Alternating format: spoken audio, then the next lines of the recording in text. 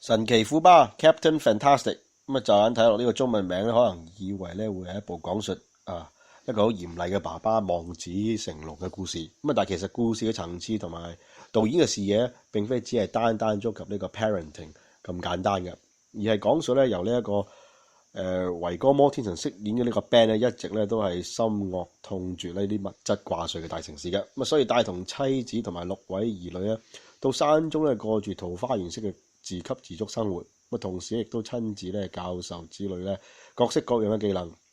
務求咧由6歲到18歲嘅佢哋咧都能夠咧精通18般武藝嘅。咁啊，妙在咧日間打獵、攀山、搏擊，晚上一齊咧圍埋咧研讀呢一個嘅馬克思主義啊，甚至討論下呢個托洛茨基啊，甚至毛澤東思想。咁啊，全家嘅思維咧絕對係左傾嘅。作為呢個虎巴太太，亦都係一班小朋友嘅媽媽咧，亦都患有呢個狂躁症，而最終咧自殺身亡嘅。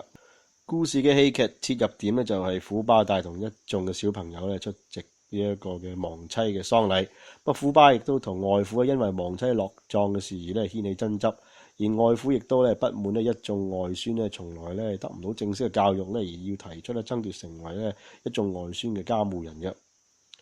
維哥摩天神飾演嘅呢個虎巴係一個點樣嘅爸爸呢？會唔會只係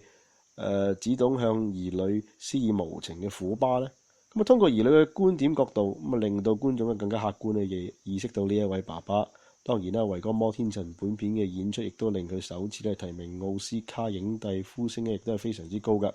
咁啊，影片往後咧發生嘅一連串事件咧，在此咧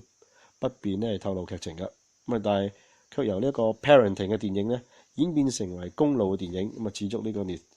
陽光小小姐，即係 Little Miss Sunshine 嘅。咁啊，影片咧